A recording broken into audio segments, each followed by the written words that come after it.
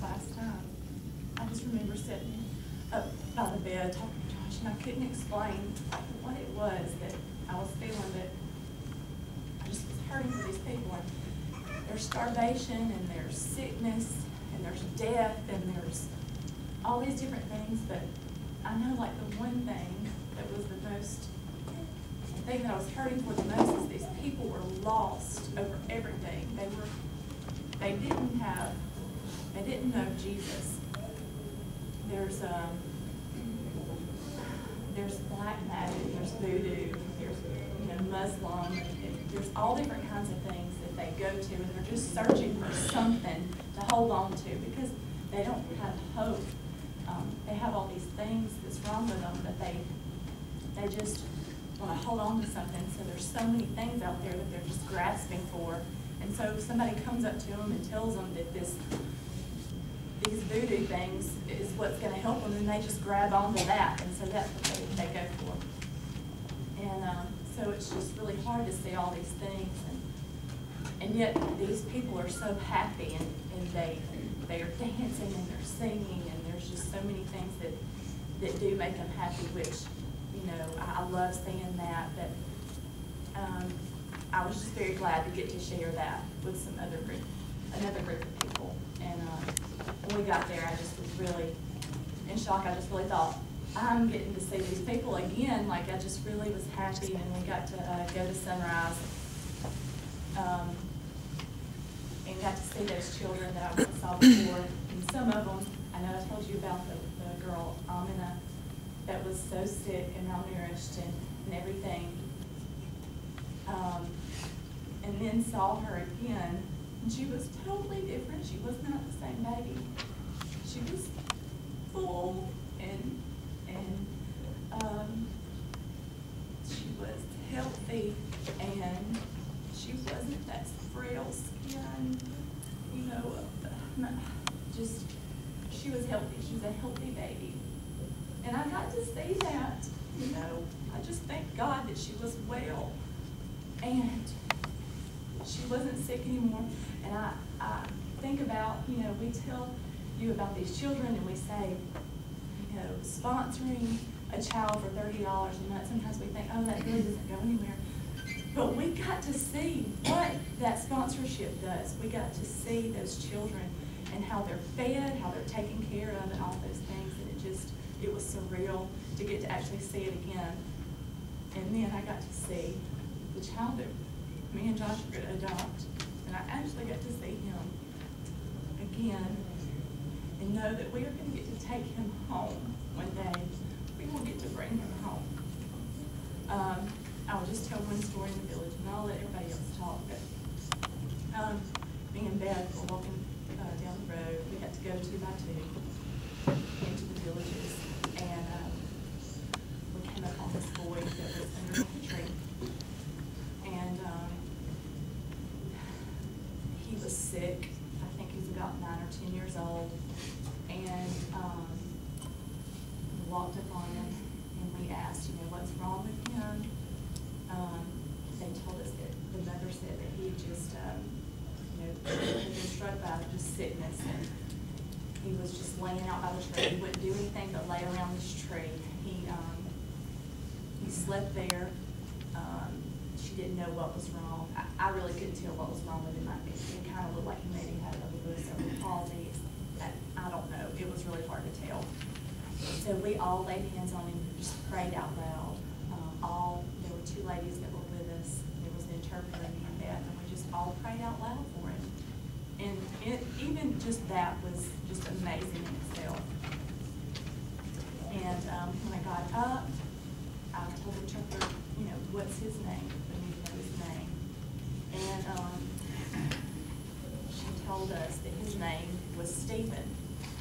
And if some of you might not know, but that is the child's name that we're going to adopt.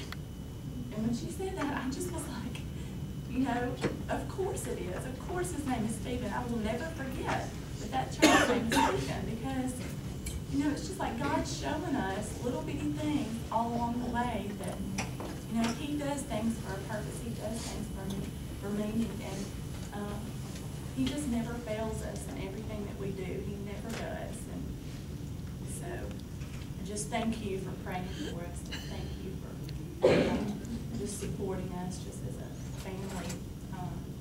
And we really do appreciate you being there for us. So.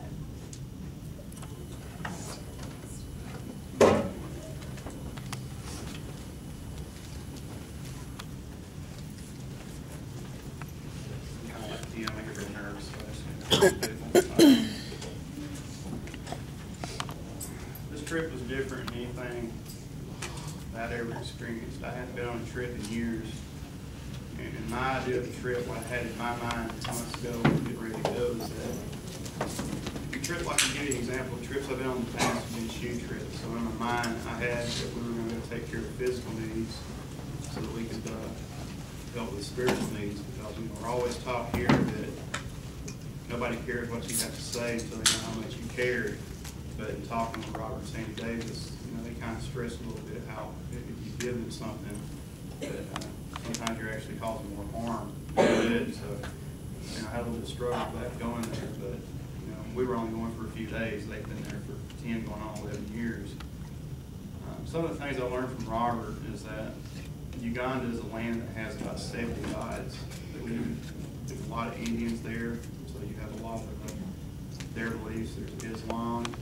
I know we passed an Indian temple one day, and Robert had been in there before. He said there were 70 different idols for each god that they worship in Uganda.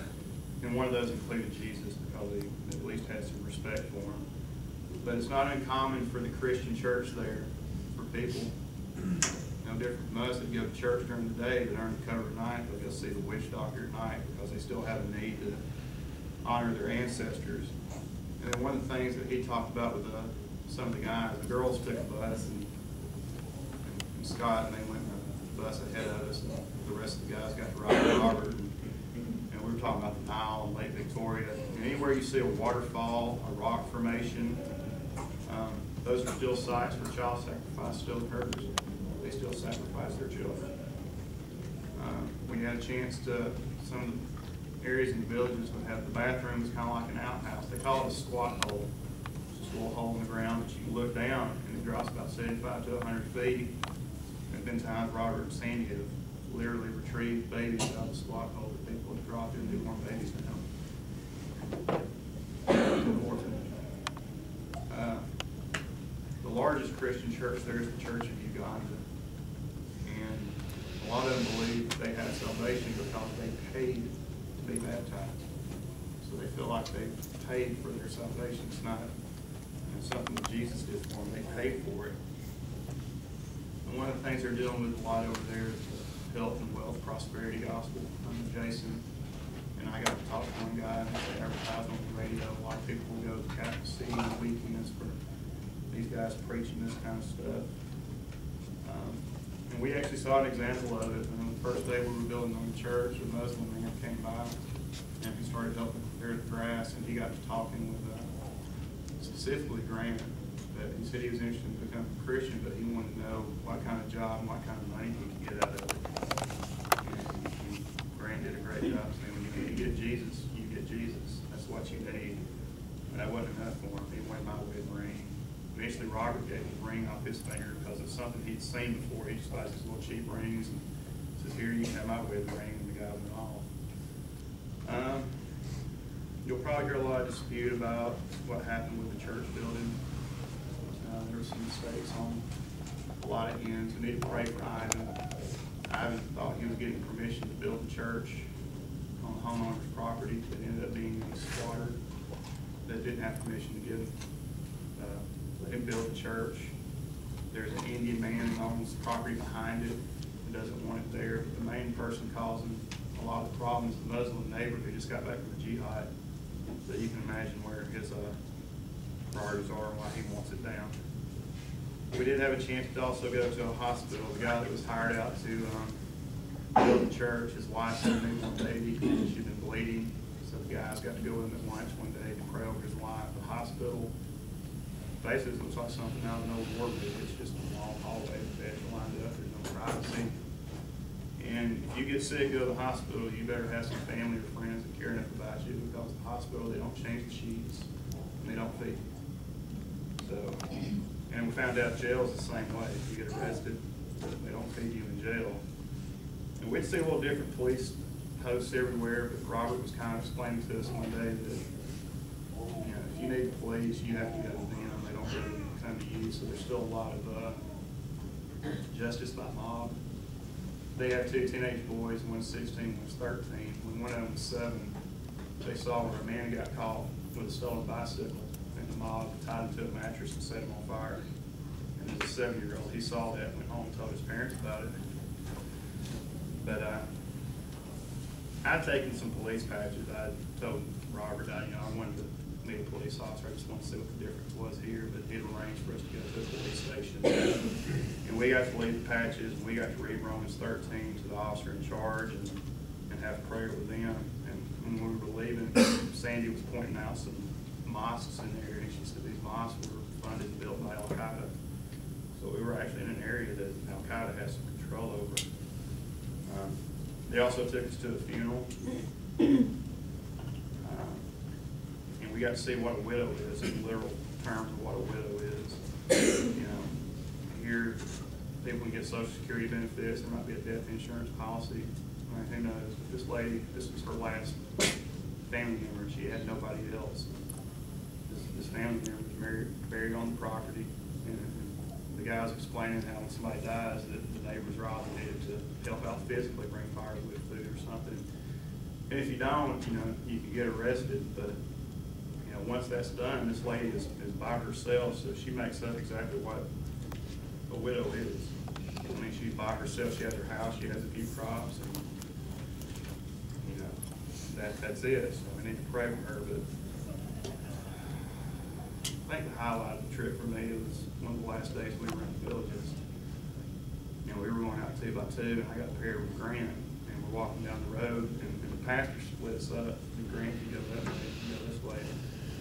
You know, it's kind of, you know, what's going on, but they split us up. And I got to go and sit in this courtyard. It's surrounded by different houses, and the women of the village were there with kids. And they were talking to the translator. He was explaining how there was an old man in the house in front of us and an older lady in the house behind us that couldn't physically come. We were going to go pray for them later. And so we started talking with the people that are there. And I hadn't barely started when a Muslim man came by and grabbed his wife and said, you know, told his wife she's not stable. He made her leave. And then there was a lady that had the witch doctor bracelets on. She got up and left. And I was like, you know, it's not really encouraging. This isn't going well. But you know, we just kept on. We were talking about the prodigal son. A couple of men came and sat down who were relatives of the women, and we just talked a while. And one lady said she had never heard that story explained. She'd heard it before, but she said she'd never heard it where it was that clear to her, and asked us to repeat it. So the translator and I went over it again, and she said she wanted to receive Christ, and when she did, her family members started singing like a little hymn. It was almost like a little invitation. So she prayed to receive Christ, and then they wanted us to go pray for the older family members. The lady had already made her way to the husband's house. And we went in, and this guy was, my grandfather's 95, and he looked as much as old as he did.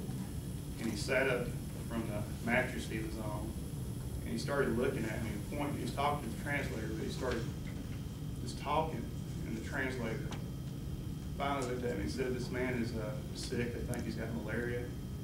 But he's been having dreams that a man is coming to give him a message from God. And that the man was not his people. He said, you're the man whose face he's seen in his dream. And he wanted to know what the message was. And we got to share with him. And he said he understood that.